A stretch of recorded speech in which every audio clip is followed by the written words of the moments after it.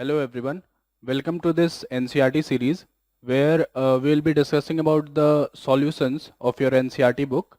So in today's session, we'll be discussing about the solution of your first chapter of 12th physics. So you must know that this book, that is the NCERT book, is one of the most creamiest book that you will ever get, and most of the questions that has been found coming in the competitive exams have been directly taken from this book. So from that point of view, this is a very important book that must be solved for your boards examination or even for your competitive examination. All right, so without wasting any time, let us start with the solution part. And as I said, today we'll be discussing about the solution of your first chapter, that is electric charges and fields. So this is the first question. So question देखो सब कोई. So the question reads, what is the force between two small charge spheres having charges of 2 into 10 raised to power minus 7 coulomb and 3 into 10 raised to power minus 7 coulomb placed 30 centimeter apart in air. So ये question जो है this is based on Coulomb's law. So question ये पूछ रहा है कि यहाँ पे दो स्फीयर्स हैं, एक पे चार्ज है 2 into 10 raised to power minus 7 coulomb और दूसरे पे जो चार्ज है वो है 3 into 10 raised to power minus 7 coulomb. Distance between them is 30 centimeter. So what is the force between them? So force can be given by Coulomb's law, that is K Q1 Q2 by R square. So values put करते हैं इसमें. So K की value है 9 into 10 raised to power 9 in the air. Q1 की value है 2 into 10 raised to power minus 7. Q2 की value है 3 into 10 raised to power minus 7 divided by R square. R जो है यहाँ पे सेंटीमीटर में है, सो इसको तुमको मीटर में कन्वर्ट करना होगा. So it will be 30 by 100 का स्क्वायर. सो इस कैलकुलेशन को यहाँ पे परफॉर्म करोगे तो तुम्हारा जो फोर्स आएगा वो 6 into 10 raised to power minus 3 newton के बराबर आएगा. ठीक है, यहाँ पे फैक्टर से कैलकुलेशन कर लेना and this will be your answer. So moving to the next question. So दूसरा क्वेश्चन देखो, दूसरा क्वेश्चन क्या है. 3 the electrostatic force on a small sphere of charge 0.4 microcoulomb due to the another small charge minus 0.8 microcoulomb in air is 0.2 Newton. So this sphere is exerting a force on this sphere of magnitude 0.2 Newton. So पहला part ये, what is the distance between the two spheres, and second, what is the force on the second sphere due to the first sphere. So ये भी question एक Coulomb's law के ऊपर ही based है. ठीक है, चार्ज दे रखा है, फोर्स दे रखा है, अपने को डिस्टेंस की वैल्यू कैलकुलेट करनी है, distance between the two spheres. So यहाँ पे कूलम्स लॉ यूज करते हैं. So we can write 0.2 is equal to 9 into 10 raised to power 9 into 0.4 into 10 raised to power minus 6, that is your 0.4 microcoulomb into 0.8 microcoulomb divided by are square. यहाँ पे मैंने negative sign यहाँ पे नहीं लिया है क्योंकि ये जो फोर्स है ये मैग्नीट्यूड तुम्हें दे रखा है. So we are playing with the magnitude, we are not playing with the direction here. Obvious सी बात है कि इन दोनों के बीच में जो फोर्स होगा वो एक अट्रैक्टिव फोर्स होगा. ठीक है, बट यहाँ पे हम लोग डायरेक्शन के साथ चल रहे हैं. सो आर को इधर ले आओ और इसको इधर ले लो और इसको रूट कर लेना बाद में. सो यहाँ से आर की वैल्यू जो होगी तुमको मिलेगी 0.12 मीटर के बराबर. सो सिंपल सा क्वेश्चन था, ये इस तरीके से ऐसे सॉल्व होगा. दूसरे पार्ट में पूछा जा रहा है what is the force on the second sphere due to the first sphere. So अगर पहला वाला दूसरे वाले पे फोर्स 0.2 न्यूटन लगा रहा है तो दूसरा वाला पहले वाले पे कितना लगाएगा? Exactly same. So 0.2 newton will be your answer. दोनों एक दूसरे के डायरेक्शन में बस अपोजिट होगा. So by Newton's third law, action और रिएक्शन पेयर जो होता है वो हमेशा एक दूसरे के अपोजिट डायरेक्शन में होता है. सो एक पे अगर फोर्स लग रहा है राइट साइड में तो दूसरे वाले पे फोर्स लग रहा होगा लेफ्ट साइड में. So this is your answer for the second part. Moving to the next question. So तीसरा क्वेश्चन देखो, तीसरा क्वेश्चन क्या है. Check that ratio K square by G M E M P is dimensionless. Look up table of physical constant and determine the value of this ratio. What does the ratio signify? So इस question के भी दो parts हैं. पहले part में अपने को ये दिखाना है कि ये जो रेशियो है ये एक डायमेंशनलेस रेशियो है. और दूसरा इसकी वैल्यू पता करनी है और बताना है कि क्या ये सिग्निफाई करता है इसकी वैल्यू। तो सबसे पहले इसका डायमेंशन निकालते हैं। So K E square by G M E M P. So K जो है वो कूलम लॉ से दिया जा सकता है इसका डायमेंशन, और इसका डायमेंशन जो होगा force metre square per coulomb square होगा। और ई चार्ज, सो इसका डायमेंशन सी स्क्वायर हो गया। C stands for the coulomb. G जो है वो ग्रेविटेशनल कांस्टेंट है, सो इसको हम लोग ग्रेविटेशन मतलब ग्रेविटेशनल फोर्स के थ्रू दे सकते हैं। सो इसका जो डायमेंशन होगा वो होगा न्यूटन मीटर स्क्वायर पर केजी स्क्वायर, एंड एमई और एमपी का दोनों का मिला करके केजी स्क्वायर। सो ये और ये एक दूसरे के साथ बैलेंस हो जाएगा, ये और ये एक दूसरे के साथ बैलेंस हो जाएगा, और न्यूटन मीटर स्क्वायर इधर से कट जाएगा। इसका मतलब ये है कि ये एक बेसिकली डायमेंशनलेस क्वांटिटी आ गया यहां से। So your first part is proved. This ratio is actually dimensionless. Coming to the second part, what is the value of this ratio and what does the ratio signify. अपने को अब ये पता करना है कि इस रेशियो की वैल्यू क्या है। सो रेशियो पता करने के लिए यहां पे वैल्यूज को पुट करते हैं। So K E square by G M E M P. So K की वैल्यू है 9 इंटू 10⁻⁹, ई की वैल्यू है 1.6 इंटू 10⁻⁻19 का होल स्क्वायर, जी की वैल्यू होती है 6.67 इंटू 10⁻11, मास ऑफ इलेक्ट्रॉन होता है 9.1 into 10⁻31, and MP mass of proton होता है 1.6 इंटू 10⁻27। सो यहां पे अब तुम कैलकुलेट करोगे, कैलकुलेटर का यूज करके अगर तुम इसको कैलकुलेट करोगे तो ये जो रेशियो मिलेगा तुमको 2.3 इंटू 10⁻39 मिलेगा। काफी बड़ा रेशियो है ये। सो ये रेशियो बेसिकली सिग्निफाई क्या करता है, ये सिग्निफाई करता है, अगर मैं यहां पे आर स्क्वायर से दोनों को डिवाइड कर दूं, न्यूमरेटर को भी और डिनोमिनेटर को भी, सो इसको लिखा जा सकता है K E by are square divided by G M E M P by are square. So this force is actually your electrostatic force between electron and proton, and this is your gravitational force between electron and proton. So ये signify कर रहा है कि ये जो electrostatic force है ये 10⁻39 के ऑर्डर में gravitational force से ज्यादा है। So इसका मतलब electrostatic force strength wise gravitational force से बहुत ज्यादा होता है। So basically ये strength को signify कर रहा है। ठीक है, अगर तुम ऑर्डर में अगर अरेंज करोगे तो electrostatic force will always be greater than your gravitational force. ठीक है, so coming to the next question, अगला सवाल ये है, explain the meaning of the statement electric charge of a body is quantised. So quantisation का मतलब क्या होता है? Electric charge of a body is quantised का मतलब ये है कि किसी भी बॉडी का जो चार्ज है वो ई के इंटीग्रल फॉर्म का होता है। ई के इंटीग्रल फॉर्म का मतलब यह है कि your N is an integer.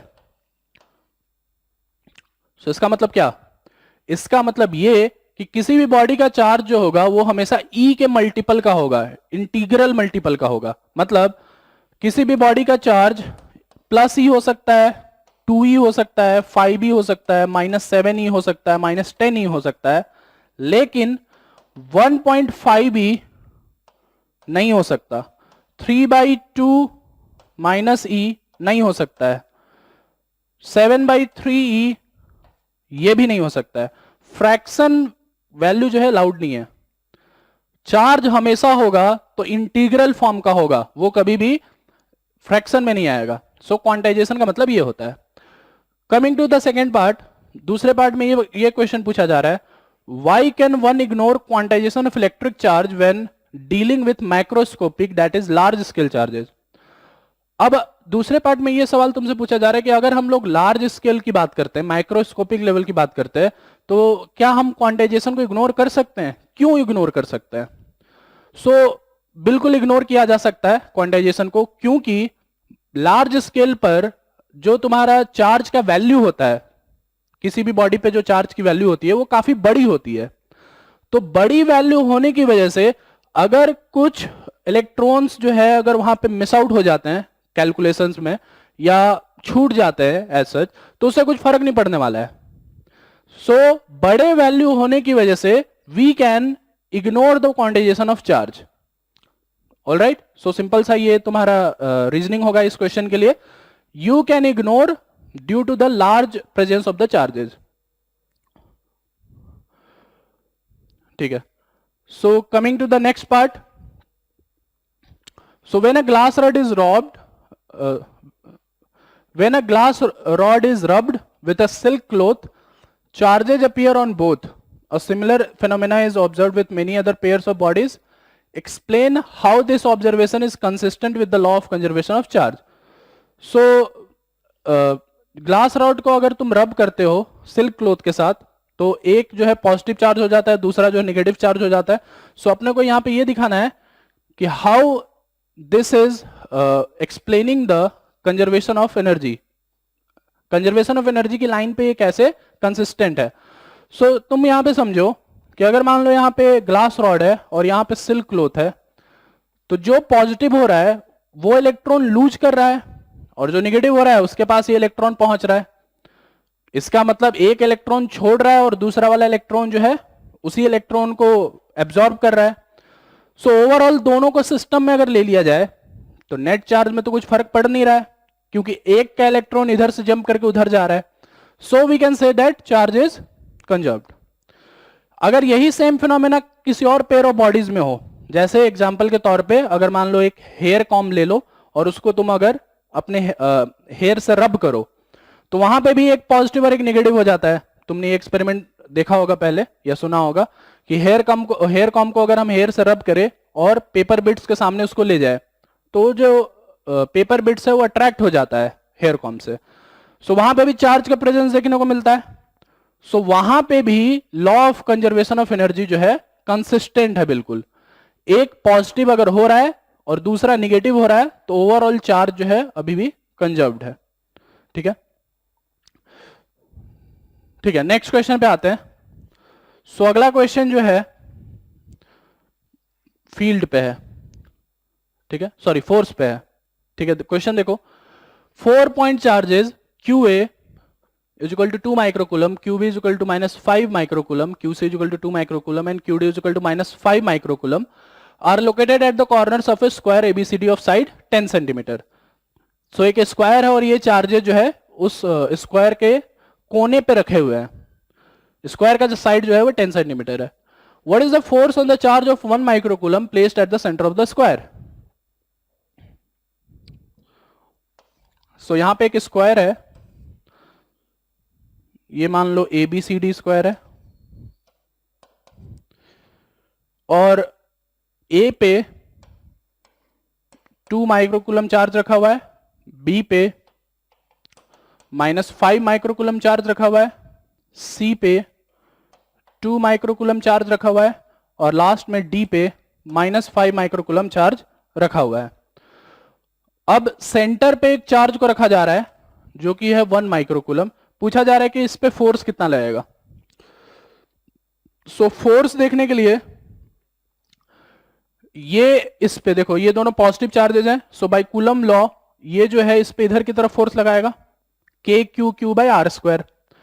ये जो है ये दोनों पॉजिटिव है तो ये इस पे इधर फोर्स लगाएगा रिपल्सिव, ये भी KQ/r² लगाएगा। तो इसका मतलब क्या हम ये बोल सकते हैं कि ये और ये एक दूसरे को कट कर देगा। ये R और ये R सेम है, Q1 Q2 और Q1 Q2 दोनों के लिए सेम है, मतलब फोर्स कट गया। वैसे ही इन दोनों पेयर के लिए भी फोर्स कट जाएगा। देख सकते हो यहां पे ये इस पे अट्रैक्टिव फोर्स लगाएगा इधर, ये इस पे अट्रैक्टिव फोर्स इधर लगाएगा। सो दोनों मैग्नीट्यूड बराबर है तो ये दोनों भी कट जाएगा। इसका मतलब फोर्स जो इस पे लग रहा है वो है 0 न्यूटन के बराबर। सो बहुत ही सिंपल सा एनालिसिस था, वेक्टर डायग्राम से इसको देखना था, फोर्स की वैल्यू तुमको 0 के बराबर मिल जाएगी। ठीक है, नेक्स्ट क्वेश्चन पे चलते हैं। सो अगला क्वेश्चन देखो, नेक्स्ट क्वेश्चन है electrostatic field line is a continuous curve that is a field line can not have sudden breaks, why not. So सवाल है यहाँ पे इलेक्ट्रिक फील्ड लाइंस के बारे में। पूछा यह जा रहा है कि एक इलेक्ट्रिक फील्ड लाइन जो है हमेशा कंटिन्यूअस होता है, उसमें ब्रेक्स नहीं लग सकता, क्यों ऐसा। देखो ऐसा इस वजह से होता है क्योंकि मान लो अगर तुम किसी इलेक्ट्रिक फील्ड में या इलेक्ट्रिक फील्ड लाइन में किसी दूसरे चार्ज को अगर छोड़ो तो वो कॉन्टिन्यूअसली मूव करता रहता है।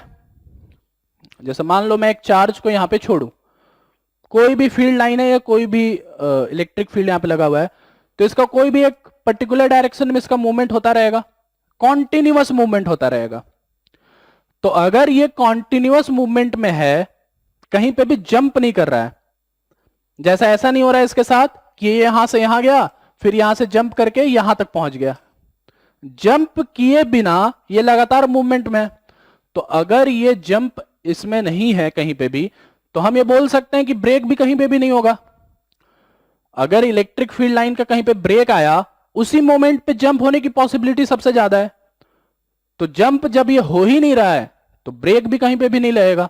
इस वजह से electrostatic field line electrostatic field line में कभी भी सडन ब्रेक्स नहीं लग सकता। ठीक है, क्लियर है point? Now coming to the next part. दूसरा पार्ट ये पूछा जा रहा है कि explain why two field lines never cross each other at a point. दो फील्ड लाइन एक दूसरे को आखिर क्रॉस क्यों नहीं कर सकता? दो फील्ड लाइन एक दूसरे को क्रॉस इस वजह से नहीं कर सकता क्योंकि अगर ये दोनों फील्ड लाइन एक दूसरे को क्रॉस कर गया इस तरीके से, तो यहां पे तुम देख सकते हो कि इस पॉइंट पर इस फील्ड लाइन के लिए टेंजेंट यहां पे है और इस फील्ड लाइन के लिए टेंजेंट यहां पे है। एक ही पॉइंट पर दो टेंजेंट्स देखने को मिल रहे हैं, मींस एक ही पॉइंट पर इलेक्ट्रिक फील्ड के दो दो डायरेक्शंस देखने को मिलेंगे, जो कि पॉसिबल नहीं है। एक पॉइंट पर इलेक्ट्रिक फील्ड का एक ही डायरेक्शन हो सकता है, एक पॉइंट पर दो दो डायरेक्शन नहीं हो सकता ना। जो भी रिजल्टेंट इलेक्ट्रिक फील्ड होगा उसका सिर्फ एक डायरेक्शन हो सकता है।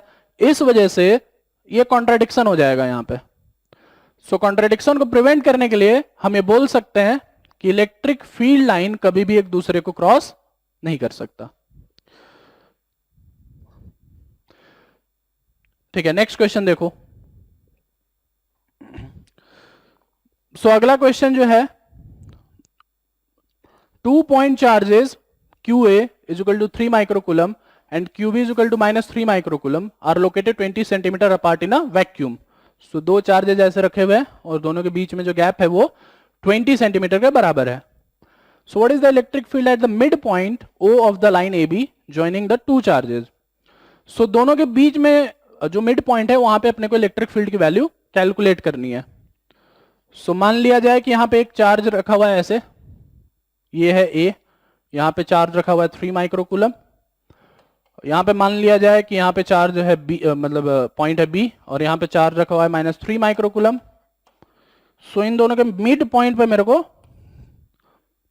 फील्ड निकालना है। मिड पॉइंट यहां पे आ जाएगा, इन दोनों के बीच में जो गैप है वो है 20 सेंटीमीटर। ठीक है, इस पॉइंट को मैं नाम दे देता हूं P। ठीक है, सो ये इस पे रिपल्सिव फील्ड लगाएगा इधर की तरफ, क्योंकि ये पॉजिटिव चार्ज है, उधर की तरफ फील्ड लगाएगा। ये निगेटिव चार्ज है तो ये अट्रैक्टिव फील्ड लगाएगा इधर की तरफ। इसका मतलब क्या, P पॉइंट पे दोनों का इलेक्ट्रिक फील्ड जो है ये जुड़ने वाला है। So E at P is equal to E1 plus E2 towards right. So E1 की वैल्यू क्या है, E1 की वैल्यू रखो इसकी वजह से, पॉइंट चार्ज की वजह से जो फील्ड की वैल्यू होती है वो KQ/R² होती है। सो इसकी वैल्यू जो होगी वो जाएगी K into 3 into 10⁻⁻⁶/R²। R की वैल्यू जो कि हो जाएगी 10/100 का स्क्वायर। सारी चीजें ऐसा यूनिट में रखी जा रही है। ठीक है, वैसे ही उसकी वजह से जो फील्ड आएगा वो भी KQ/R² होगा। सो K Q की वैल्यू उसके लिए भी सेम ही है और R की वैल्यू भी उसके लिए सेम ही है। सो यहां पे K की वैल्यू पुट करोगे तुम 9 इंटू 10⁻9 और इसको तुम ऐड कर लोगे। सो ऐड करने के बाद जो यहां पे इलेक्ट्रिक फील्ड की वैल्यू आएगी वो आएगी 5.4 इंटू 10⁻6 न्यूटन पर कूलम और इसका डायरेक्शन टुवर्ड्स राइट होगा, मींस टुवर्ड्स B होगा उस डायरेक्शन में। सो इस तरीके से तुम्हारा जो इलेक्ट्रिक फील्ड की वैल्यू वो कैलकुलेट हो जाएगी। दूसरे पार्ट में पूछा जा रहा है कि if a negative test charge of magnitude 1.5 into 10⁻⁹ coulomb is placed at this point, so what is the force experienced by the test charge. अब बोला जा रहा है कि इस पॉइंट पर अगर मैं 1.5 into 10⁻⁹ कूलम का चार्ज को रख दूं तो इस पे कितना फोर्स लगेगा। फोर्स निकालने के लिए ये जो फील्ड निकला है इस फील्ड को इससे मल्टीप्लाई कर दो, charge into electric field is equal to electric force. So force की वैल्यू बी पार्ट में हो जाएगी 1.5 इंटू 10⁻⁹ इंटू 5.4 इंटू 10⁻⁶। यहां पे इन दोनों को कैलकुलेट करो, कैलकुलेट करोगे तो वैल्यू आ जाएगी 8.1 इंटू 10⁻³ न्यूटन। सो इस टेस्ट चार्ज पे इतनी फोर्स की वैल्यू लग रही होगी टुवर्ड्स राइट साइड। ठीक है, सो ये तुम्हारा क्वेश्चन नंबर 8 था, जो इस तरीके से ऐसे सॉल्व हो जाएगा। चलो अगले क्वेश्चन पे चलते हैं, जो कि है क्वेश्चन नंबर 9।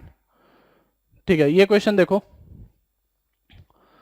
सो इस क्वेश्चन में a system of two charges 2.5 into 10⁻⁷ coulomb and minus 2.5 into 10⁻⁷ coulomb located at points 0, 0, -15 and 0, 0, +15 respectively. So what are the total charge and electric dipole moment of the system? So basically यहां पे तुम देख सकते हो coordinate जो है वो z axis में रखा हुआ है, पॉजिटिव चार्ज जो है वो निगेटिव कोऑर्डिनेट पे रखा हुआ है। सो 2.5 इंटू 10⁻⁷, इसका कोऑर्डिनेट है 0, 0, -15, और निगेटिव चार्ज जो है यहां पे रखा हुआ है जिसका कोऑर्डिनेट है 0, 0, +15 -2.5 इंटू 10⁻⁷। सो अगर हम टोटल चार्ज की बात करें तो इन दोनों चार्जेस को ऐड करोगे 0 के बराबर आ जाएगा, ऐड करने पे ये कट जाएगा। और डाइपोल मोमेंट की वैल्यू अगर निकाला जाए, सो डाइपोल मोमेंट जो होता है वो निगेटिव से पॉजिटिव चार्ज की तरफ होता है। सो निगेटिव से पॉजिटिव मतलब इधर के डायरेक्शन में डाइपोल मोमेंट आएगा, जिसकी वैल्यू होगी q इंटू ये डिस्टेंस।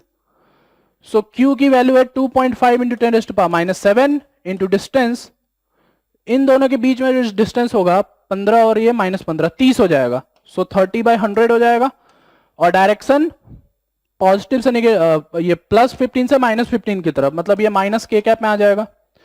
सो यहां पे ये वैल्यू कैलकुलेट कर सकते हो। ये वैल्यू कैलकुलेट करोगे तो वैल्यू मिलेगी तुम्हें 7.5 into 10⁻⁻8 coulomb metre into -k।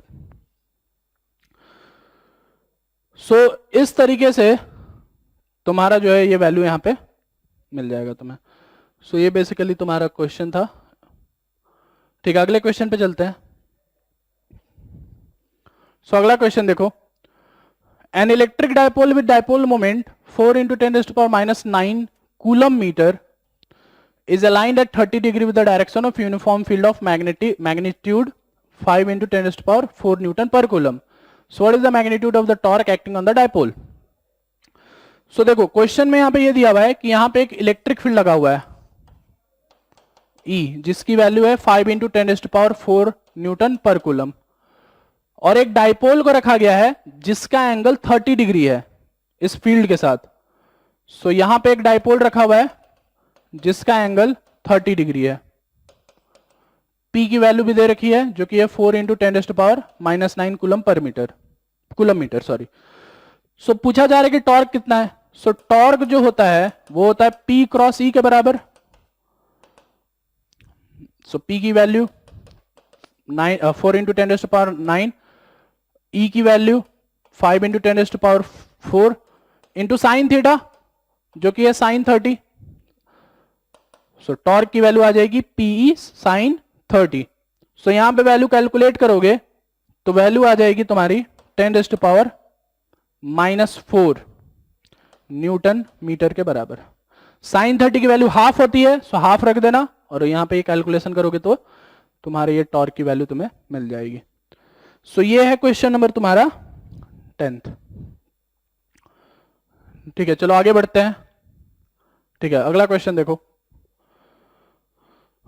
Question number 11th। सो 11th में देखो क्या दिया हुआ है, a polythene piece rubbed with wool is found to have a negative charge of 3 into 10⁻⁷ coulomb. So estimate the number of electrons transferred. So polythene को उल के साथ रब किया जा रहा है और इतना चार्ज जो है वो नेगेटिव चार्ज जो है उस पे मिला इस पॉलिथीन पे। तो अगर इस पे नेगेटिव चार्ज मिल रहा है तो उल जो है वो पॉजिटिव चार्ज हो जाएगा, जैसा भी हमने डिस्कस किया था लास्ट क्वेश्चन में। सो बेसिकली क्या हम ये बोल सकते हैं कि अगर ये पॉजिटिव चार्ज हो रहा है, नेगेटिव चार्ज हो रहा है, तो इलेक्ट्रॉन इधर से इधर जंप करके जा रहा है. सो फ्रॉम विच टू विच में तुम्हारा आंसर होना चाहिए इलेक्ट्रॉन उल से पॉलिथीन पीस की तरफ जंप करके जा रहा है. सो अपने को अब ये भी एस्टिमेट करना है कि कितने इलेक्ट्रॉन्स ऐसे ट्रांसफर हुए हैं.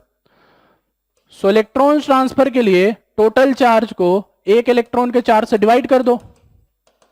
सो Q की वैल्यू जो है 3 × 10⁻⁷ है और इसको 1.6 × 10⁻⁹ से डिवाइड कर दिया जाए. डिवाइड कर दोगे तो टोटल नंबर ऑफ इलेक्ट्रॉन्स पता चल जाएगा. सो यहां पे कैलकुलेट करोगे तो n की जो वैल्यू है वो 1.87 × 10⁻12 का ऑर्डर का मिलेगा तुम्हें.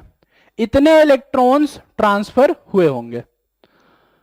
कहां से कहां? उल से पॉलिथीन पे. ठीक है. दूसरा part, is there a transfer of mass from wool to polythene? क्या उल से पॉलिथीन में मास भी ट्रांसफर हुआ है? सो अगर इलेक्ट्रॉन ट्रांसफर हो रहा है तो इलेक्ट्रॉन का मास होता है. इलेक्ट्रॉन का जब मास होता है तो ऑब्वियस सी बात है कि वो भी ट्रांसफर होगा. सो यस, मास भी ट्रांसफर होगा. इलेक्ट्रॉन्स के पास, हर एक के पास मास होता है ना, नेग्लिजिबल ही सही, लेकिन होता तो है. तो so mass is also getting transferred. So answer will be yes. ठीक है, नेक्स्ट क्वेश्चन की तरफ चलते हैं. सो अगला क्वेश्चन देखो. सो ये क्वेश्चन जो है, क्वेश्चन नंबर है ये 12th. So two insulated charge copper spheres A and B have their center separated by a distance of 50 centimetre. So दो स्फीयर्स हैं, दोनों के बीच का सेपरेशन जो है वो 50 सेंटीमीटर है. What is the mutual force of electrostatic repulsion if the charge on each is this much? The radii of A and B are negligible compared to the distance of separation. तो ये direct coulomb law के ऊपर ही है. दो छोटे छोटे balls जो हैं ऐसे रखे हुए हैं और इन दोनों के बीच में जो गैप है वो है 50 सेंटीमीटर के बराबर. रेडियस काफी छोटा है इस डिस्टेंस के मुकाबले में. सो पॉइंट चार्ज की तरह इसको माना जा सकता है. सो जो रिपल्सिव फोर्स है उसको लिखा जा सकता है K Q1 Q2 R square. So values put कर दो. K Q1 6.5 × 10⁻⁷, दूसरे वाले का भी इतना ही है. सो इसको स्क्वायर किया जा सकता है, डिवाइडेड बाय R स्क्वायर. सो ये सेंटीमीटर में दे रखा है तो इसको मीटर में कन्वर्ट कर लो, 50/100 का स्क्वायर. सो यहां पे कैलकुलेशन परफॉर्म करोगे तो यहां से तुमको आंसर मिलना चाहिए 1.52 × 10⁻² न्यूटन. इतना रिपल्सिव फोर्स दोनों के बीच में लग रहा होगा. फिर दूसरे पार्ट में क्या पूछा जा रहा है? If the force of repulsion if each sphere is charged double the above amount and the distance between them is half. दूसरे पार्ट में ये बोला जा रहा है कि अगर इन दोनों के चार्जेस को डबल कर दिया जाए और डिस्टेंस को आधा कर दिया जाए तो बताओ कितना फोर्स लगेगा.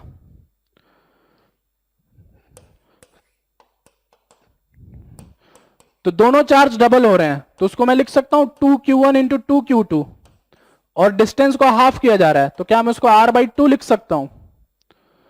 सो 4 का फैक्टर ऊपर से आ रहा है. सो 4Q1 Q2 बाई R²/4, ये 4 भी ऊपर चला जाएगा तो 16K Q1 Q2 by R² हो जाएगा.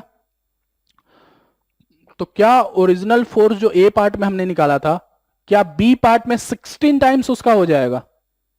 चार्ज को अगर तुम डबल कर रहे हो और डिस्टेंस को अगर तुम आधा कर रहे हो तो A पार्ट का जो भी आंसर आया था उसका 16 टाइम्स हो जाएगा B पार्ट में. तो जो अब अभी आंसर निकाला था उसको 16 टाइम मल्टीप्लाई कर दो. मल्टीप्लाई करोगे तो तुम्हारा फोर्स आना चाहिए 0.243 Newton.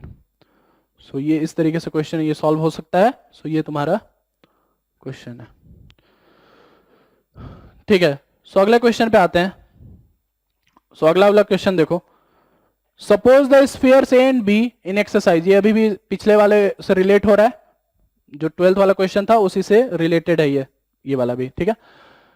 If the two spheres have identical sizes and a third sphere of the same size but uncharged is brought in contact with the first, then brought in contact with the second and finally removed from both, what is the new force of repulsion between A and B? So ये काफी interesting question है. So देखो क्या बोला जा रहा है. सो यहां पे दो बॉल्स थे ऐसे रखे हुए थे. इस पे जो चार्ज था 6.5 × 10⁻⁷ था और यहां पे भी चार्ज जो था 6.5 इंटू 10⁻⁻⁷ था। दोनों के बीच में जो डिस्टेंस था वो था 50 सेंटीमीटर। अब बोला क्या जा रहा है कि एक तीसरे बॉल को पहले इससे ला करके टच किया गया। दोनों के दोनों आइडेंटिकल बॉल्स हैं, तो ये दोनों जब टच होंगे तो क्या ये चार्ज आधा आधा डिवाइड हो जाएगा? इसमें आधा आधा दोनों में डिवाइड हो जाएगा।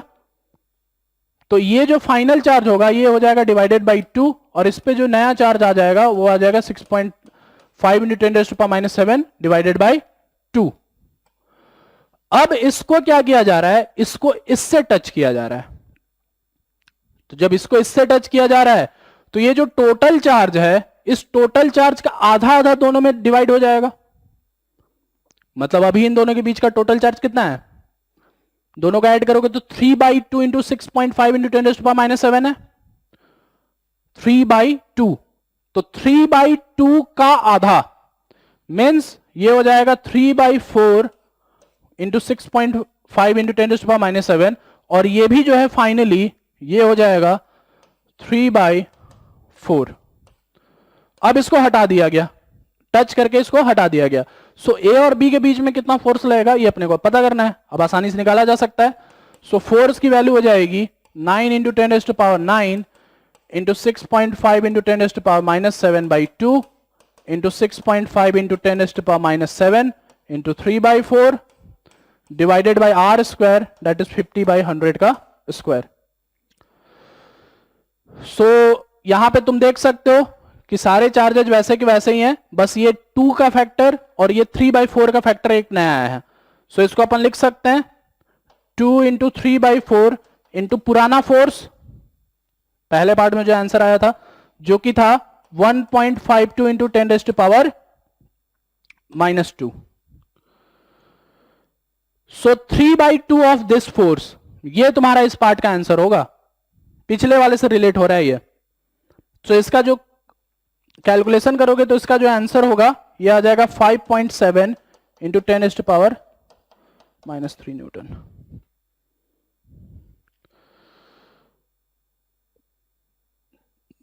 सो ये इस तरीके से सॉल्व होगा, ये तुम्हारा आंसर होगा। ठीक है, सो अगले पार्ट पे चलते हैं। ठीक है, ये क्वेश्चन भी काफी इंटरेस्टिंग क्वेश्चन है। ठीक है, इसको भी देखो। So figure 1.33 shows tracks of 3 charged particles in a uniform electrostatic field. सो यहां पे देखो एक फील्ड लगा हुआ है और 3 चार्ज को ऐसे छोड़ा गया है। So give the signs of the 3 charges, इन तीनों चार्ज के साइन को अपने को बताना है। And which particle has the highest charge to mass ratio, इन तीनों में से किसका highest charge to mass ratio होगा ये अपने को बताना है। सो जैसा कि तुम यहां पे डायग्राम में देख सकते हो कि ये वाला सेगमेंट जो है पॉजिटिव है और ये वाला सेगमेंट जो है निगेटिव है। पहला और दूसरा चार्ज पॉजिटिव की तरफ अट्रैक्ट हो रहा है, तो पॉजिटिव की तरफ अट्रैक्ट हो रहा है तो क्या हम ये बोल सकते हैं कि इसका चार्ज निगेटिव होगा। तीसरा वाला निगेटिव की तरफ अट्रैक्ट हो रहा है, निगेटिव तरफ अट्रैक्ट हो रहा है मतलब ये पॉजिटिव चार्ज होना चाहिए। Unlike charges attract each other, like charges repel each other, उस कॉन्सेप्ट को लगाते हुए ये दोनों निगेटिव हो जाएगा और ये पॉजिटिव हो जाएगा।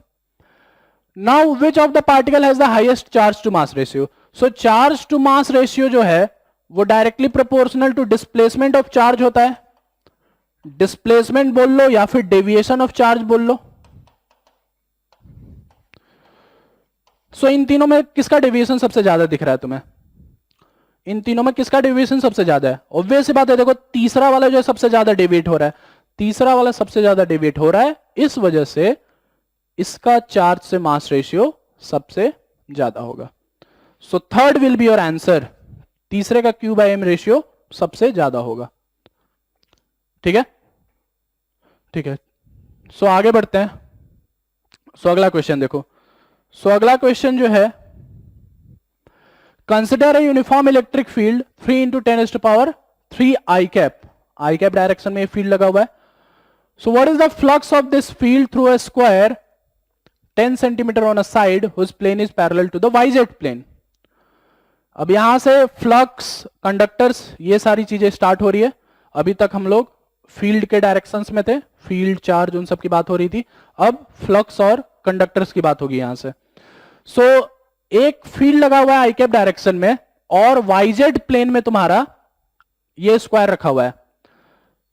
तो वाईजेड प्लेन में अगर स्क्वायर रखा हुआ है तो जो स्क्वायर का एरिया वेक्टर होता है वो उसके प्लेन के परपेंडिकुलर डायरेक्शन में होता है।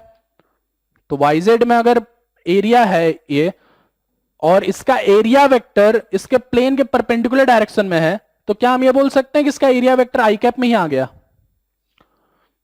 जैसे मान लो ये x है, ये y है, ये z है।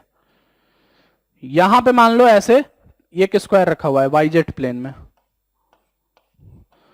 तो yz में रखा हुआ है तो क्या इसका एरिया वेक्टर इसके परपेंडिकुलर मतलब आई कैप डायरेक्शन में आ गया। सो इसका एरिया वेक्टर आई कैप में ही है। सो फ्लक्स कितना होगा, फ्लक्स हो जाएगा E डॉट ए। सो ये हो जाएगा ई ए कॉस 0 डिग्री, क्योंकि इलेक्ट्रिक फील्ड और एरिया वेक्टर दोनों एक ही डायरेक्शन में। सो वैल्यूज पुट कर दो अब। सो ई की वैल्यू 3 × 10⁻³ और एरिया की वैल्यू है 10 स्क्वायर, मतलब 10/100 का स्क्वायर एसआई यूनिट्स में। सो 1 0 1 0 कट गया। सो ये वैल्यू आ जाएगी 3 × 10⁻, ये हो जाएगा 100 और ये 3, सो 10। इसका मतलब ये हो जाएगा 30। सो 30 यूनिट्स या गॉस फ्लक्स आ जाएगा तुम्हारा आंसर इसका। ठीक है, सो ये इस तरीके से सॉल्व होगा।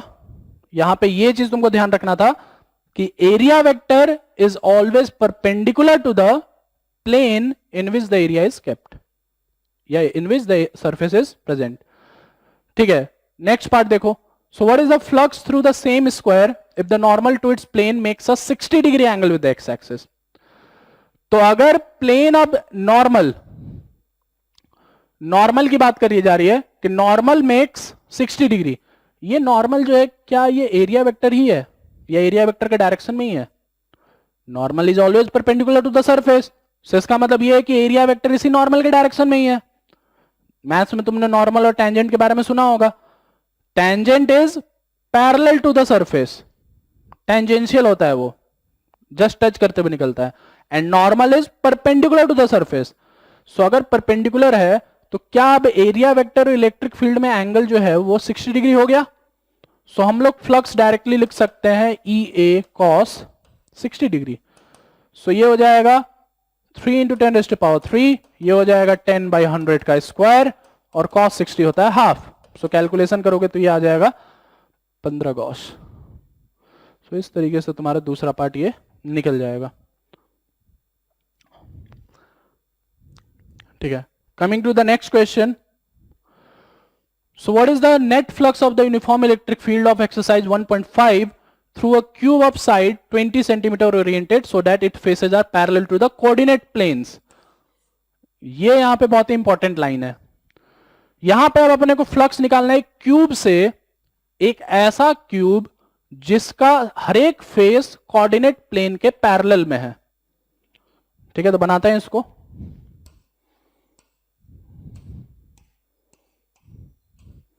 जैसे मान लो ये क्यूब है तुम्हारा, ठीक है। सो अगर सारा का सारा फेस कोऑर्डिनेट प्लेन के पैरेलल है, इसका मतलब ये तुम्हारा एक्स एक्सिस लिया जा सकता है, ये वाई एक्सिस लिया जा सकता है और ये जेड एक्सिस लिया जा सकता है। देखो क्या सारे फेस कोऑर्डिनेट प्लेन्स के पैरेलल आ गए। ये फेस वाई जेड के पैरेलल है, ये फेस वाई जेड के ही पैरेलल है, ये फेस एक्स वाई के पैरेलल है, पीछे वाला फेस भी एक्स वाई के पैरेलल है, नीचे वाला और ऊपर वाला फेस एक्स जेड के पैरेलल है। So this cube is parallel to the coordinate planes. अब इलेक्ट्रिक फील्ड जो है वो तो आई कैप में ही है, यहां पे इलेक्ट्रिक फील्ड लगा हुआ है, तो अपने को फ्लक्स कैलकुलेट अप करना है। तो फ्लक्स कैलकुलेशन के लिए आप देख सकते हो कि जो ये वाला फेस है और जो ये वाला फेस है, ये वाला और ये वाला, सिर्फ यही दो फेसेस का एरिया वेक्टर इसकी लाइन में है। बाकी जो ऊपर और नीचे वाला फेस है और साइड वाला जो फेस है, ऊपर और नीचे वाला और साइड वाला जो फेस है, उसका एरिया वेक्टर इसके परपेंडिकुलर डायरेक्शन में। तो उन चारों फेस से तो कोई फ्लक्स नहीं आने वाला, फ्लक्स आने वाला है सिर्फ इस फेस से और इस फेस से। इतना समझ में आया। सो यहां पे एक फेस है और एक यहां पे फेस है, इन दोनों फेस से फ्लक्स निकलने वाला है। अब दूसरी चीज सुनो, जो ये वाला फेस है इस वाले में इलेक्ट्रिक फील्ड एंटर हो रहा है, और जो ये वाला फेस है इसमें से इलेक्ट्रिक फील्ड एग्जिट हो रहा है। तो क्या दोनों का जब मिलाओगे एंट्री और एग्जिट, तो क्या ओवरऑल सम 0 के बराबर हो जाएगा? एरिया वेक्टर सेम ही है, इलेक्ट्रिक फील्ड भी सेम दोनों में जा रहा है। सो ई डॉट ए की वैल्यू एक में पॉजिटिव है और दूसरे में निगेटिव है, सो ओवरऑल फ्लक्स की वैल्यू 0 के बराबर हो जाएगी। साइन कन्वेंशन के लिए एक चीज यहां पे याद रख सकते हो कि जो एग्जिट वाला फ्लक्स होता है किसी भी सरफेस से वो हमेशा पॉजिटिव लिया जाता है, और जो एंट्री वाला होता है फ्लक्स एंट्री वाले साइड में, वो वाला फ्लक्स हमेशा निगेटिव लिया जाता है। सो इसका मतलब ये है कि ये वाला साइड का फेस जो है यहां से पॉजिटिव फ्लक्स पार हो रहा है और यहां से जो फ्लक्स है वो निगेटिव वाला पार हो रहा है। ओवरऑल जब दोनों जुड़ रहे हैं तो फ्लक्स की वैल्यू ओवरऑल 0 के बराबर हो जा रही है। ठीक है, अगला पार्ट देखो। सो नेक्स्ट पार्ट जो है, अगला क्वेश्चन जो है, careful measurement of the electric field at the surface of a black box inside the net outward flux through the surface of the box is this much. So एक black box से इतना flux जो है calculate हो रहा है। सो पूछा जा रहा है what is the net charge inside the box. So यहां पे गॉस लॉ हम लोग लगा सकते हैं। गॉस लॉ के according flux is equal to Q in by epsilon naught होता है। सो फ्लक्स की वैल्यू दे रखी है 8 इंटू 10⁻3, क्यू इन की वैल्यू निकालनी है, और एप्सिलॉन नॉट की वैल्यू होती है 8.8 इंटू 10⁻⁻12। इसको इधर ले आओ, इसको जब इधर ले आओगे तो जो चार्ज की वैल्यू यहां से निकल के आएगी वो निकल के आएगी 0.07 इंटू 10⁻⁻6 कूलम, और 0.07 इंटू 0.07 माइक्रो कूलम। कैलकुलेशन कर लेना, उस तरीके से आंसर मिल जाएगा। ये पहला पार्ट का आंसर होगा। दूसरा part, if the net outward flux through the surface of the box were 0, could you conclude that there were no charges inside the box? Why or why not? देखो दूसरा part जो है थोड़ा सा समझना पड़ेगा तुमको इस स्टेटमेंट को। दूसरे पार्ट में ये पूछा जा रहा है कि अगर इस बॉक्स से 0 फ्लक्स पार होता तो क्या हम ये बोल सकते हैं कि अंदर कोई भी चार्ज नहीं है? नहीं, नहीं बोल सकते। नहीं बोल सकते इस वजह से क्योंकि फ्लक्स 0 होगा, इसका मतलब यह होता है कि क्यू इन 0 है। क्यू इन 0 है, तो क्यू इन 0 है इसका मतलब यह थोड़ी ना कि कोई भी चार्ज ही नहीं है। जैसे एग्जांपल के तौर पे अगर मैं अंदर +2 माइक्रोकूलम और -2 माइक्रोकूलम दोनों रखूं, इस बॉक्स के अंदर अगर मैं दोनों चार्ज रखूं तो क्या अभी क्यू इन 0 है? This plus this is your Q in की वैल्यू 0 है, दैट्स वाई फ्लक्स 0 है। तो क्या इसका मतलब यह हो गया कि चार्ज है ही नहीं? नहीं, चार्ज है, लेकिन नेट क्यू इन उसका वैल्यू 0 है। सो अगर फ्लक्स 0 है तो यह इंप्लाई नहीं होता है कि अंदर कोई चार्ज ही नहीं है। उसका मतलब सिंपली यह इंप्लाई होता है कि क्यू इन की वैल्यू 0 हो गई, ना कि चार्ज ही नहीं है। So that's why your answer is no. और इस तरीके से तुम इसकी रीजनिंग दे सकते हो।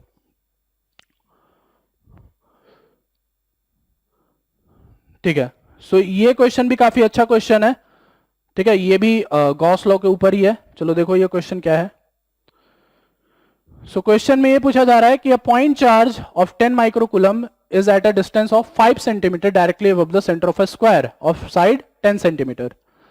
तो एक स्क्वायर रखा हुआ है और इसके सेंटर के ऊपर 5 सेंटीमीटर डिस्टेंस पे एक चार्ज को ऐसे रखा हुआ है यहां पे। सो ये स्क्वायर है और स्क्वायर के ऊपर, सेंटर के ऊपर, ये स्क्वायर का प्लेन है और उस प्लेन के ऊपर एक चार्ज को ऐसे रखा गया है। So what is the magnitude of electric flux through the square? और साथ में यहां देखो हिंट भी दिया हुआ है। Think of the square as one of the face of the cube with edge 10 centimetre. इस हिंट को यूज करके गॉस लॉ लगाना है। हिंट ये दिया हुआ है कि मान लिया जाए कि ये जो स्क्वायर है एक क्यूब का एक फेस है बस। क्यूब जैसे एक क्यूब में टोटल 6 फेसेस होते हैं, तो उन 6 फेसेज में से एक फेस ये वाला है। इस हिंट का यूज करके तुम फ्लक्स बहुत ही आसानी से निकाल सकते हो। ठीक है, सो हम करेंगे क्या, हम यहां पे इस स्क्वायर के हेल्प से क्यूब को डिजाइन करेंगे। सो एक क्यूब जो है यहां पे कंस्ट्रक्ट करो।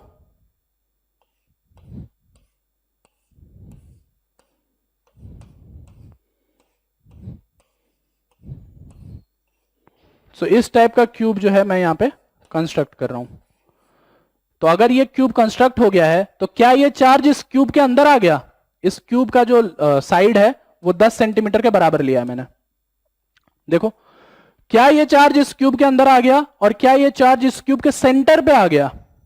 दोनों चीजें हो रही है यहां पे। जब मैं एक क्यूब बना रहा हूं 10 सेंटीमीटर का इस स्क्वायर के हेल्प से, तो ये जो चार्ज है ये सेंटर पे भी आ रहा है और क्यूब के अंदर भी आ रहा है, दोनों चीजें हो रही है यहां पे। ठीक है, सो टोटल फ्लक्स इस क्यूब से,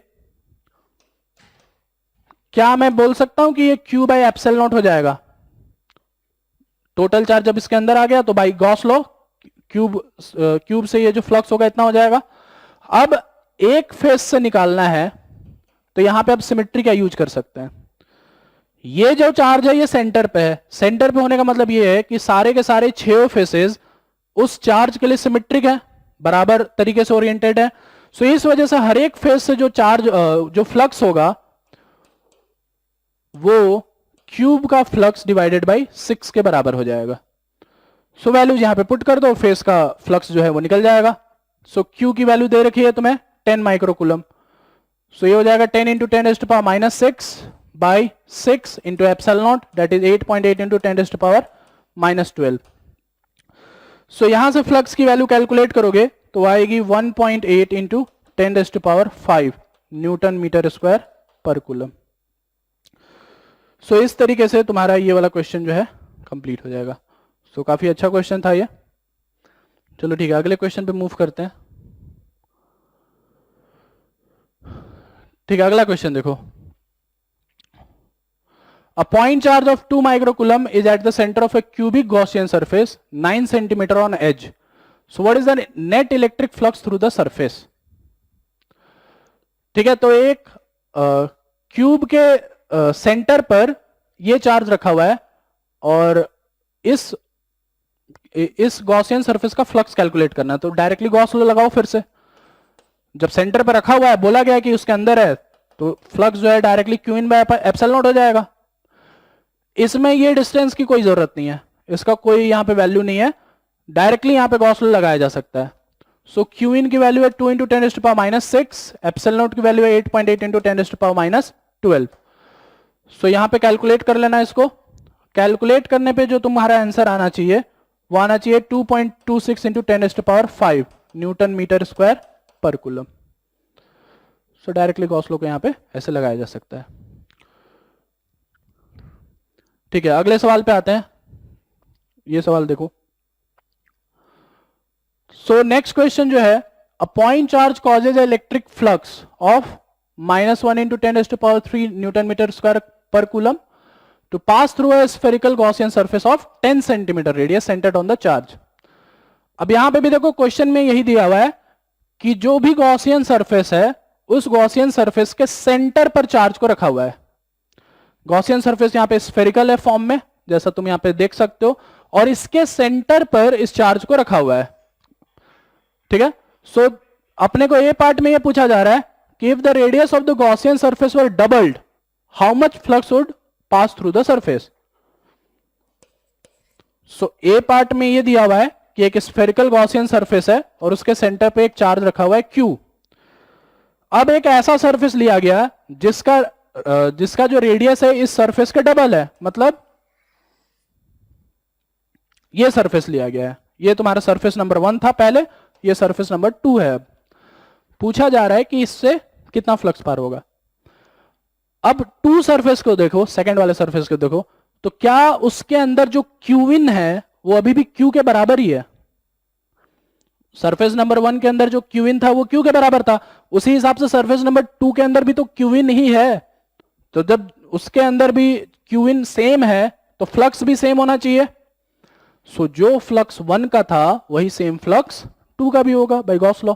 सो डायरेक्टली तुम यहां पे लिख सकते हो ये 1 into 10⁻³ newton metre per coulomb हो जाएगा। कोई कैलकुलेशन की जरूरत नहीं है, डायग्राम देख करके डायरेक्टली ये बोला जा सकता है कि फ्लक्स की वैल्यू इतनी है।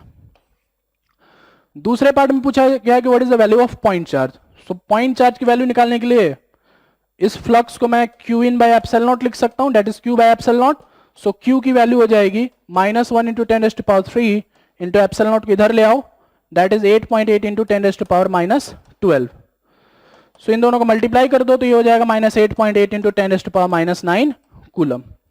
सो -8.8 नैनो कूलम चार्ज जो होगा इसके अंदर प्रेजेंट होगा। ठीक है, ठीक है। सो अगले क्वेश्चन पे आते हैं। अब यहां से कुछ क्वेश्चंस तुम देखोगे कंडक्टर के ऊपर, गॉस लॉ और फ्लक्स के ऊपर तुमने अभी बीच में क्वेश्चंस देखे थे। अब इस सेगमेंट में तुम कंडक्टर के ऊपर ये क्वेश्चंस देखोगे। सो पढ़ो क्वेश्चन को।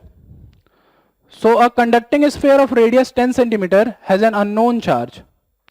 तो स्फीयर जो है कंडक्टिंग है, ठीक है, कंडक्टिंग स्फीयर है। If the electric field 20 centimeter from the center of the sphere is 1.5 into 10⁻³ Newton per coulomb and points radially inward, electric field is inward। तो इसका मतलब क्या, इलेक्ट्रिक फील्ड अगर इनवर्ड है तो ऑब्वियस सी बात है कि जो चार्ज है वो निगेटिव है। ठीक है, चलो आगे पढ़ो। सो what is the net charge on the sphere. तो नेट चार्ज की वैल्यू निकालनी है अपने को। सो अगर मान लो ये स्फीयर है और ये कंडक्टिंग है, कंडक्टर है ये, तो क्या तुम यहां पे ये चीज समझ सकते हो कि इस पे जो भी चार्ज होगा वो इसके सरफेस पे होगा। तो जो भी चार्ज होगा वो इसके सरफेस पे ही होगा, कंडक्टर की प्रॉपर्टी से। मान लो इस टोटल चार्ज की वैल्यू जो है वो है Q। तो इस पॉइंट पे जो इलेक्ट्रिक फील्ड है वो इधर की तरफ है रेडियली।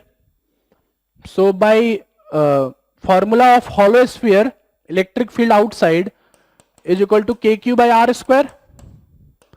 सो ये वैल्यू दे रखी है 1.5 इंटू 10⁻³ K की वैल्यू है 9 इंटू 10⁻⁹, Q निकालना है, और R की वैल्यू दे रखी है 20 सेंटीमीटर। तो ये हो जाएगा 20/100 का स्क्वायर। सो इसको इधर ले जाओ, इसको नीचे ले आओ और यहां पे कैलकुलेट करो। कैलकुलेट करोगे तो जो वैल्यू आएगी यहां पे वो लगभग आएगी 6.67 नैनो कूलम, निगेटिव साइन के साथ। निगेटिव इस वजह से क्योंकि ये निगेटिव चार्ज है। ठीक है, सो इस तरीके से क्वेश्चन जो है सॉल्व हो जाएगा। डायरेक्ट क्वेश्चन था हॉलो स्फीयर के ऊपर। ठीक है, अगले क्वेश्चन पे चलते हैं। ये है क्वेश्चन नंबर 22 तुम्हारा। ठीक है, सो देखो question. A uniformly charged conducting sphere of 2.4 metre diameter. फिर से स्फीयर कंडक्टिंग है, फिर से स्फीयर कंडक्टिंग है, मतलब फिर से सरफेस पे आएगा चार्ज। फिर से सरफेस पे आएगा मतलब फिर से ये हॉलो स्फीयर ही होगा। कुछ भी हो जाए ये हॉलो स्फीयर की तरह ही काम करने वाला है। ठीक है, सो क्वेश्चन पढ़ो। So diameter is 2.4 metre, has a surface density of 80 microcoulomb per metre square. So what is the charge on the sphere. पहला पार्ट में अपने को ये पूछा गया है कि इस पे चार्ज कितना होगा। ठीक है, दूसरे पार्ट में ये पूछा जा रहा है what is the total electric flux living the surface of the sphere. दूसरे पार्ट में फ्लक्स की वैल्यू कैलकुलेट करनी है अपने को। सो टोटल चार्ज जो है हम लोग इस चार्ज डेंसिटी का यूज करके निकाल सकते हैं। Surface charge density into surface area will be your charge. So ये हो जाएगा 80 into 10⁻⁻6 metre square into 4πr²। So 4π 2.4/2 का स्क्वायर, क्योंकि ये डायमीटर दे रखा था। So surface charge density into surface area of hollow sphere that is 4πr² is equal to total charge. इन दोनों को कैलकुलेट करो। कैलकुलेट करने के बाद यहां से वैल्यू आनी चाहिए 1.47 इंटू 10⁻³ कूलम। ये वैल्यू यहां से निकल के आएगी, ये होगा तुम्हारा पहले पार्ट का आंसर। दूसरे पार्ट में फ्लक्स पूछा गया है, फ्लक्स निकालने के लिए गॉस लॉ लगा लो। तो ये हो जाएगा Q/ε0, Q की वैल्यू निकल चुकी है। सो ये हो जाएगा 1.47 इंटू 10⁻³ दैट इज 8.8 इंटू 10⁻12।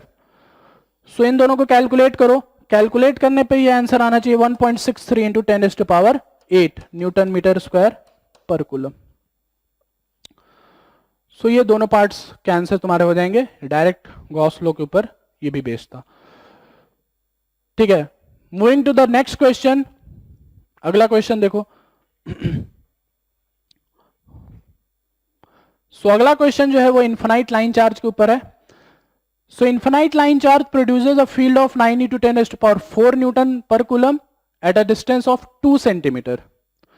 एक लाइन चार्ज है, उससे 2 सेंटीमीटर दूर इलेक्ट्रिक फील्ड की वैल्यू दे रखी है। So what is the linear charge density? So एक यहां पे इनफाइनाइट वायर है और यहां पे इलेक्ट्रिक फील्ड जो है वो अपने को पता करना है 2 सेंटीमीटर पे। सॉरी, ये दे रखा है अपने को इसका linear charge density, that is lambda, पता करना है। सो तुमको यहां पे पता होना चाहिए कि electric field due to infinite line charge होता है 2k लैम्डा बाई आर। बस वैल्यूज पुट कर दो यहां पे। इलेक्ट्रिक फील्ड 9 इंटू 10⁴ है, 2k की वैल्यू 9 इंटू 10⁹, लैम्डा निकालना है और आर 2 सेंटीमीटर दे रखा है, इसको मीटर में कन्वर्ट कर लो, ये 2/100 हो जाएगा। इसको इधर ले आओ, इसको नीचे ले आओ। सो यहां से लैम्डा की वैल्यू जो है तुमको मिलनी चाहिए 10 माइक्रोकूलम पर मीटर। माइक्रोकूलम को तुम अगर कूलम में भी रखोगे तो ये होना चाहिए 10 इंटू 10⁻⁶ कूलम पर मीटर। सो इस तरीके से क्वेश्चन सॉल्व हो जाएगा। ये है क्वेश्चन नंबर 23 तुम्हारा। So coming to the last question of this chapter, that is question number 24। ये देखो, so 2 large thin metal plates are parallel and close to each other. तो 2 मेटल प्लेट्स हैं, metal plate से मतलब ये भी conductor ही है, and they are placed to each other, close to each other. On their inner faces, the plates have surface charge density of opposite signs and of magnitude 17 into 10⁻22 coulomb per meter square. What is E in the outer region of the first plate, in the outer region of the second plate and between the plates? So यहां पे 2 plates दिए हुए हैं और बोला गया है कि इनर सरफेस पे अपोजिट साइंस के ये सिग्मास दे रखे हैं, या सरफेस डेंसिटी जो है ये दे रखा है। तो अगर यहां पे सरफेस डेंसिटी सिग्मा है तो इसका सरफेस डेंसिटी माइनस सिग्मा है। यहां पे कोई भी चार्ज नहीं है, यहां पे कोई भी चार्ज नहीं है, ठीक है। तो outer of the first plate, मतलब ये रीजन 1 में इलेक्ट्रिक फील्ड निकालना है। Outer of the second plate, तो ये रीजन 2 हो गया जहां पे इलेक्ट्रिक फील्ड निकालना है। एंड बिटवीन द प्लेट्स, मतलब ये हो गया तुम्हारा region 3, in between the plates, यहां पे तुमको इलेक्ट्रिक फील्ड निकालना है। तो सबसे पहले 1 पे निकालते हैं। तो इस पे तो कोई चार्ज नहीं है, तो हटा ही दो। इस सिग्मा वाले की वजह से इस पॉइंट पे जो इलेक्ट्रिक फील्ड होगा ये रिपल्सिव होगा, जो कि होगा σ/2 ε0। इस माइनस वाले की वजह से अट्रैक्टिव होगा, दैट इज -σ/2 ε0, और इस पे तो 0 ही है। सो ये वैल्यू आ गया 0। इसकी वजह से रिपल्सिव मतलब इधर, इसकी वजह से अट्रैक्टिव मतलब इधर, ये दोनों कट जाएगा, वैल्यू 0 आ जाएगी। रीजन 2 में मतलब इस पॉइंट पर अट्रैक्टिव वाले का इधर और इसका रिपल्सिव वाले का इधर, बाकी 0 वाले को तो कुछ होगा नहीं, मतलब फिर से कट जाएगा, ये फिर से कट जाएगा, तो ये फिर से 0 हो जाएगा। इनफाइनाइट मेटल प्लेट्स का इलेक्ट्रिक फील्ड जो होता है हमेशा कांस्टेंट होता है, जो कि होता है σ/2 ε0। वही फॉर्मूला यहां पे लगा रहा हूं मैं, वही फॉर्मूला लगा करके इन दोनों रीजन में ये 0 हो जाएगा। Coming to the last region, that is third region. Third region में इस पॉजिटिव वाले की वजह से आएगा इधर रिपल्सिव, और अट्रैक्टिव वाले की वजह से आएगा इधर अट्रैक्टिव। इसका मतलब यहां पे दोनों ऐड होने वाले हैं, ऐड होने वाले हैं। तो थर्ड रीजन के लिए इलेक्ट्रिक फील्ड हो जाएगा σ/2 ε0 प्लस σ/2 ε0, दैट इज σ/ε0। सिग्मा की वैल्यू दे रखी है तुम्हें, ये है सिग्मा की वैल्यू, ε0 की वैल्यू तुमको पता है। इन दोनों वैल्यूज को पुट करो इसमें। इन दोनों वैल्यूज को पुट करोगे तो यहां पे आंसर आना चाहिए 1.92 इंटू 10⁻⁻10 न्यूटन पर कूलम। सो इस तरीके से क्वेश्चन जो है ये भी सॉल्व हो जाएगा, और ये तुम्हारा लास्ट क्वेश्चन है जो यहाँ पे तुम्हारा कंप्लीट हो रहा है, ठीक है। सो ये सारे सॉल्यूशंस हैं इस चैप्टर के, जो कि है तुम्हारा चैप्टर नंबर 1 12 फिजिक्स का। इन सॉल्यूशंस को देखने के बाद एक बार खुद से जरूर सॉल्व करना क्वेश्चंस को। जो क्वेश्चंस हो गए हैं तुमसे वो वेल एंड गुड, ठीक है, हो गए हैं। और जो क्वेश्चंस नहीं है सॉल्यूशन देखो एक बार, और सॉल्यूशन देखने के बाद एक बार जरूर खुद से कर लेना, ठीक है। ऐसा सिर्फ एज्यूम करना ठीक नहीं होगा कि तुमने सॉल्यूशन देख लिया मींस तुमको आ गया। खुद से एक बार प्रैक्टिस जरूर कर लेना, ठीक है, ताकि तुम्हारे दिमाग में वो ठीक तरीके से बैठ जाए।